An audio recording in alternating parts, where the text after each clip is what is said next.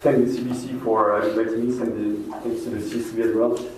I hope you didn't taste the wine that much. I didn't. So, yeah, my name is Arnaud. I'm the founder of BeamChain.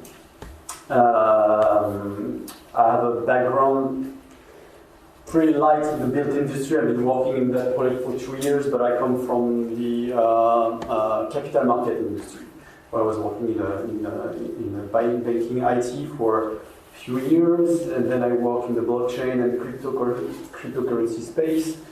And then I met my partner, who's an architect, and who brought me to Beam World 2 years ago. And then, bam, that was obvious. Being blockchain. So I'll tell you the story. So, I will start with a definition of Beam. Well, my definition of Beam as I see it today. So, Beam is an iterative process, not a collaborative process, an iterative process, mainly used by large engineering, architects, and GC firms, aimed to solve design issues early stage thanks to a 3D digital model. I think this is a pretty restrictive definition. I agree, but this is what we see on the field and what we read on the surveys. 3 things. Beam is not for everyone. Beam needs large investments that not everybody can afford. Only large firms can afford that, and it's interesting to say that for only 1/3 of them, there is an ROI doing Beam. Second, Beam really on project are used. Beam is used on the very early process in the design and conception, bit in execution, and that's all. And Beam data, they are used for concrete operational topics to solve issues, digitally speaking. But once the building is delivered, all this amount of data is thrown away. This is the sad reality, or stored somewhere and forgotten. And we think it's a shame that this great amount of data, of high quality data, produced by dozens of stakeholders, is thrown away. The good news, though, is that there's a trend to consider Beam for something else, to consider the Beam data as a real asset of a real value. Beam model becomes a digital asset that brings extra value to the building itself. The best example that we see is the Beam for facility management. I guess that you read a lot of articles about that. There's a big trend, big for FM everywhere. I haven't seen a real case myself of big for FL, but something is happening there. But what I heard for sure is that there are transactions of Beam data being sold to the final client after the delivery of the building. The client is ready to pay more than was paying for the construction to get the data to use them afterwards. So something is happening there. I know that, you know that, I know that you know that. But what if this value, this extra value, is shared among all stakeholders of Beam, among all producers of Beam data? That's the question we raise. What if the Beam team shares the same goal of creating the most reliable data of the highest quality and gain the benefits of it? So imagine an organization where every member works as a shareholder of a product that they sell and gets the benefit from it. And the benefits depend on how the work was done, how good the data are, how reliable they are. We think that we would remove the main blockers that are identified today in the Beam team, that are the lack of vested interest, what's in for me, not that much, I invest, but I don't see the ROI, and the lack of true collaboration. There was an interesting study done by Dodge Data Analytics 2 years ago that describe that very well. So we think that if we set up a decentralized organization based on common incentive, the common incentive being the quality of the BIM model, there will be a real paradigm shift in the BIM collaboration. It would be a true and inclusive collaboration where even SMEs would find an interest, because at the end, they know there's a potential extra gain in working together.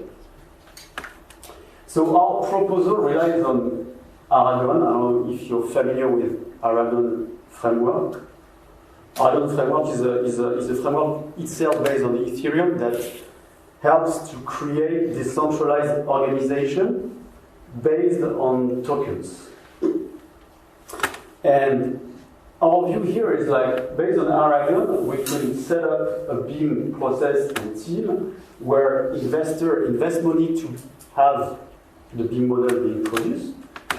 This money creates property tokens, claims of property, that are distributed to all stakeholders producing the data, based on two things: the proof of their contribution and good data they produce, and a voting system based on how much they work well together.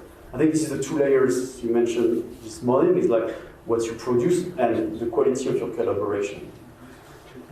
So you cash out, and the investor invest in a very iterative way. So you invest, you have data, you invest your data, and you build your model in a very iterative way. All the stakeholders can cash out in real time their money, but at the end they can also cash out their property tokens, so that the client buys at the end to gain the data for his facility management or whatever. So there is a real potential extra gain in the process to work better together, faster, with better data to be delivered at the end.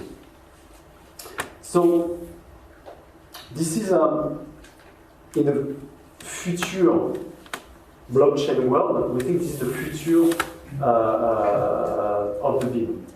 This is the BIM of tomorrow. The problem is that, when is that tomorrow?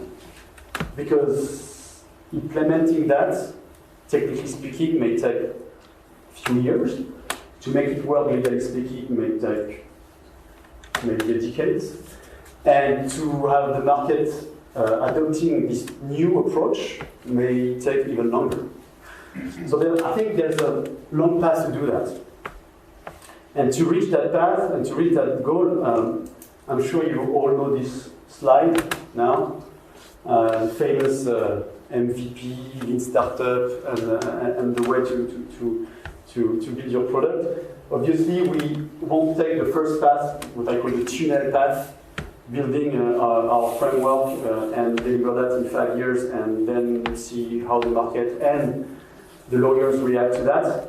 We decided to take the MVP path, and we decided to tackle this issue that we see from the field in the BIM process today.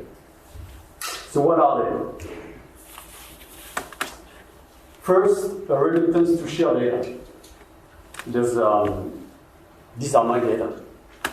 The data that I share, I have control about my IP. There is no copyright mechanism. This is one thing. But the other thing is the liability problem. It's like, I produce my data based on someone else's data. So if at the end there's an error in the conception plan, how can I prove that the error comes from someone else? IP and liability are really tied together. So that's the first thing, reluctance to share. And we see it on the project, you give the data at the very last moment. The second one is the data synchronization. You have always doubt on the data consistency you have, and lack of good faith that you can have in the project. Someone changed the data last minute, you're not aware of that, you can't prove that the data you work with were the data that were published and validated a week ago, and all this kind of stuff brings noise in the process. And last but not least is the burden of the paper process. When you ask people to invest in Autodesk, invest in training, And at the end, they don't remove the paper process that they have. So they build a digital model, they work on their PC all day long, but at the end, they print everything. 2D papers, put that in an envelope, step, mail, sign, go back. And the problem with the BIM, one of the problems is really it doesn't remove the paper process. So with our first MVP, we decided to tackle these 3 issues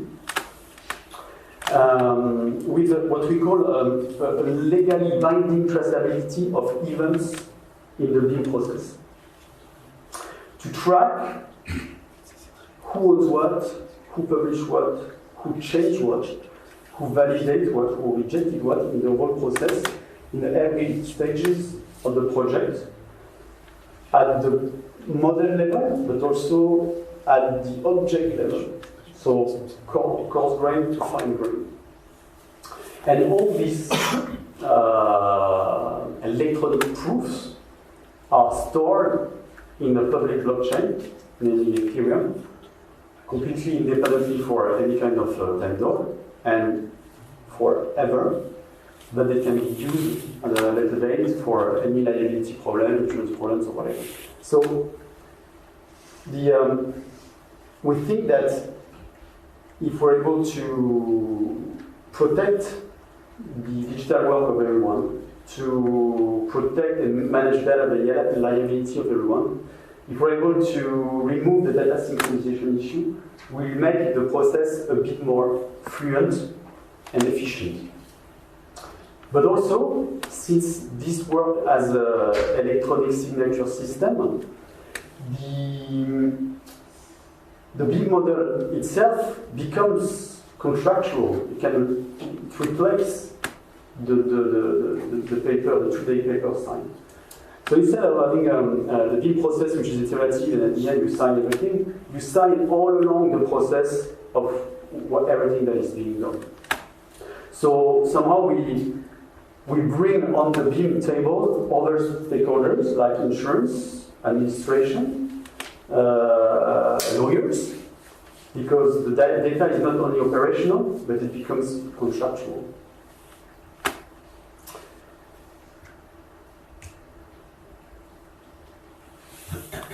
So what do we stand technically speaking today? We built our stack on mainly on Ethereum, as I just mentioned. So we have a first layer of data distribution based on IPFS, which is a public decentralized cloud, so that you can publish your manufacturer's object, BIM object, and access it simply with what we call permanent link. And thanks to this permanent link, you know that the data that you use are always up to date and always online. They don't depend on a third party, such as BIM object or vendor like that. On top of that, we have our electronic signature system based on Ethereum, where you can sign documents, you can sign 3D model, you can sign object, you can countersign as well. So you have a full history of commitments on various digital objects. And on top of that, we have a smart contract where we design with the client what part of the BIM workflow he wants to be automatized based on the electronic signature of the system. I will give you a concrete example on which we are working on with a client. Here in France, in Caen, University of Caen, we are working with their procurement department and payment department so that they can trigger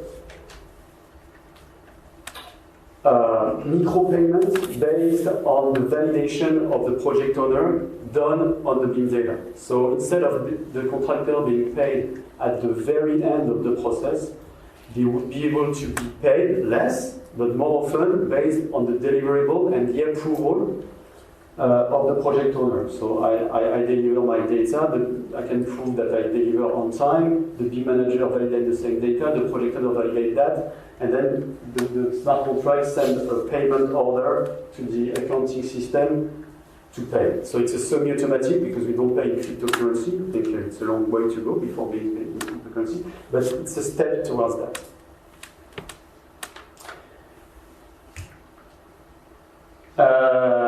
So a few snapshots of our system analysis today. So we decided to publish part of our stack for free to build a community around the chain so that we have players working with this free version and give us feedback about what's good, what's bad, what is needed. And it's a three-part system. The first one is the web frontend, where you can see the history of the project, who published what, when, and what has been extracted from what. I'll give you an example. I have a BIM model. I sign it. The BIM manager signs it. I do a 2D extract of it. I can prove that the 2D extract comes from the model that has been signed by the BIM manager, and this 2D drawing has been countersigned by the architect, and so forth. You can see all of that in the web interface. But what is interesting is that the actions are done in the tools, in the BIM software used by the market. So we have a partnership with Autodesk, and we developed a plugin in Autodesk so that within Revit, you can choose object, choose model, you can choose submodel, and act on that, or check the status of that model. We also integrated with Forge, so that you can compare between two signatures what has been changed between the two versions. And I don't have to screenshot that. We have an integration with Croquis, as I stated this morning, that is used by Unicorn to access directly the data that are pushed on Croquis Cloud. I'd like to thank our partners, especially CSTV, that are working with us. We're working a lot. We're working a lot with the South Hemisphere, Auckland and Sydney. The BPI, the French bank, trust us. We have a very good relationship with Autodesk. That's really great, and we are a partner with Croquis. And I was as quick as I could so that you could raise questions and the afternoon stay short.